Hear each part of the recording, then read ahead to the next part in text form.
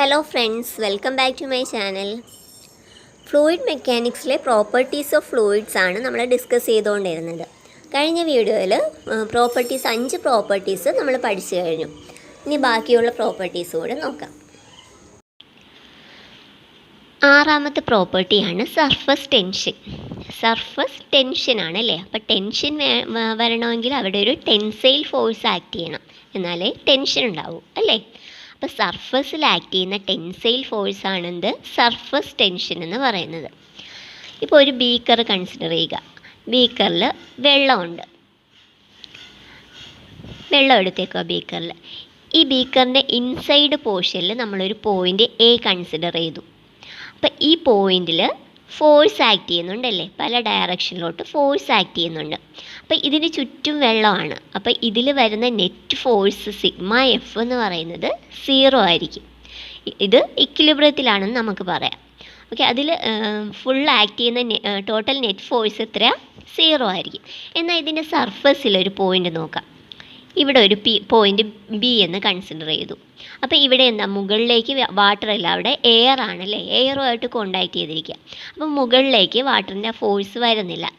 എങ്ങനെ? താഴേക്ക് മാത്രമായിരിക്കും ആക്ട് ചെയ്യുന്നത്. അപ്പോൾ ഇതിന് നെറ്റ് ഫോഴ്സ് 0 വരുമോ? ഇല്ല. ഇതിലൊരു വെർട്ടിക്കൽ ഫോഴ്സ് കാണും. ഓക്കെ, അവിടെ ഒരു വെർട്ടിക്കൽ ഫോഴ്സ് കാണും. അതൊരു ടെൻസൈൽ ഫോഴ്സ് ആയിട്ടായിരിക്കും ആക്ട് ചെയ്യുന്നത്. ഈ ടെൻസൈൽ ഫോഴ്സ് പെർ മീറ്ററിനെയാണ് നമ്മൾ സർഫസ് ടെൻഷൻ വെച്ചിട്ട് റെപ്രസെൻ്റ് ചെയ്യുന്നത്. ഓക്കെ, സർഫസ് ടെൻഷൻ എന്താണ്? ടെൻസൈൽ ഫോഴ്സ് പെർ മീറ്റർ വെച്ചിട്ടാണ് റെപ്രസെൻ്റ് ചെയ്യുന്നത്. സർഫസിലുണ്ടാകുന്ന ടെൻസൈൽ ഫോഴ്സ് ആണെന്ന് ഓർത്താൽ മതി. ഓക്കെ, അപ്പോൾ ഇതിൻ്റെ യൂണിറ്റ് എന്തായിരിക്കും? ടെൻസൈൽ ഫോഴ്സ് പെർ മീറ്റർ ആണല്ലേ, അതായത് ന്യൂട്ടൺ പെർ മീറ്റർ ആയിരിക്കും. ഇത് SI യൂണിറ്റിൽ ന്യൂട്ടൺ പെർ മീറ്റർ. അങ്ങനെയാണെങ്കിൽ CGS നമുക്ക് എഴുതിക്കൂടെ? എന്തായിരിക്കും? ഡൈൻ പെർ സെൻറ്റിമീറ്റർ ആയിരിക്കും സർഫസ് ടെൻഷൻ. ഓക്കെ, ഇനി അടുത്ത പ്രോപ്പർട്ടിയാണ്, 7ാമത്തെ പ്രോപ്പർട്ടിയാണ്. 7ാമത്തെ property compressibility.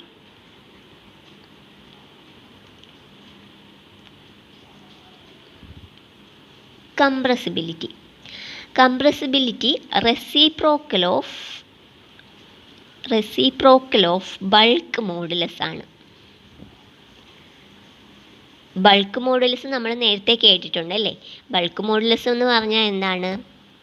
Stress by volumetric strain ആണല്ലേ. അപ്പോൾ ഈ ഫ്ലൂയിഡ് മെക്കാനിക്സിൽ നമ്മൾ ബൾക്ക് മോഡുലസിനെ K വെച്ച് റെപ്രസെൻ്റ് ചെയ്യാമേ. അപ്പോൾ ബൾക്ക് മോഡുലസ് എന്ന് പറഞ്ഞാൽ ചേഞ്ച് ഇൻ പ്രഷർ ബൈ, ഇവിടെ സ്ട്രെസ് അല്ല പ്രഷറാണ് എടുക്കുന്നത്. Change in pressure by volumetric strain ആണ് bulk modulus. Okay, change in pressure by volumetric strain ആണ്. അതായത് വോളിയോമെട്രിക് സ്ട്രെയിൻ എന്ന് പറഞ്ഞാൽ എന്താണ്? Change in volume by original volume ആണല്ലോ. അപ്പോൾ ഇതിൻ്റെ റെസിപ്രോക്കലാണെന്ത്? കംപ്രസിബിലിറ്റി. അപ്പോൾ കംപ്രസിബിലിറ്റിയെ നമുക്ക് എങ്ങനെ എഴുതാം? കംപ്രസിബിലിറ്റി ഈക്വൽ ടു 1/K എന്ന് എഴുതിക്കൂടെ? അതായത് volumetric strain by change in pressure ആണല്ലോ. 1/K എന്ന് എഴുതാം. വോളിയോമെട്രിക് സ്ട്രെയിനിനെ dV/V എന്നും എഴുതാം. ചേഞ്ച് ഇൻ പ്രഷറിനെ dP എന്നും എഴുതാം. ഓക്കെ, അപ്പോൾ ഇതാണ് എന്ത്? കംപ്രസിബിലിറ്റി എന്ന് പറയുന്നത്. റെസിപ്രോക്കൽ ഓഫ് ബൾക്ക് മോഡുലസ് ആണ്. ഓക്കെ, ക്ലിയർ ആയല്ലോ. 8ാമത്തെ പ്രോപ്പർട്ടിയാണ് ക്യാപ്പിലാരിറ്റി റൈസും ഉണ്ട്, ക്യാപ്പിലാരിറ്റി ഫോളും ഉണ്ട്. ഈ ഫിഗർ കൺസിഡർ ചെയ്യുക. ഒരു ബീക്കറിൽ കുറച്ച് വെള്ളമുണ്ട്. അപ്പോൾ അതിലേക്ക് നമ്മൾ ചെറിയ ഡയമീറ്ററുള്ള ഒരു ട്യൂബ് ഇൻസേർട്ട് ചെയ്യുമ്പോൾ എന്ത് സംഭവിക്കും? ഇതിൽ നിന്ന് വെള്ളം ഇതിൻ്റെ ഉള്ളിലേക്ക് കയറും അല്ലേ. ഒരു H ഹൈറ്റിൽ ഇതിൻ്റെ ഉള്ളിലേക്ക് കയറും. ഇപ്പോൾ ഈ വെള്ളത്തിന് പകരം നമ്മൾ മെർക്കുറിയാണ് എടുത്തതെന്ന് വെച്ചോ. അപ്പോൾ ഇവിടെ മെർക്കുറി ഇതിനുള്ളിലേക്ക് കയറില്ല, പകരം ഒരു ഫാളാണ് ഇവിടെ ഉണ്ടാകുന്നത്. ഒരു H ഹൈറ്റ് താഴേക്ക് വരും. ഉയരുന്നതിന് പകരം എന്ത് ചെയ്യും? അത് താഴേക്ക് ഒരു ഫാൾ ഉണ്ടാവും. അപ്പോൾ ഇങ്ങനെയുള്ള പ്രോപ്പർട്ടിയാണ് എന്ത്? ക്യാപ്പിലറി റൈസ് അല്ലെങ്കിൽ ക്യാപ്പിലറി ഫാൾ എന്ന് പറയുന്നത്.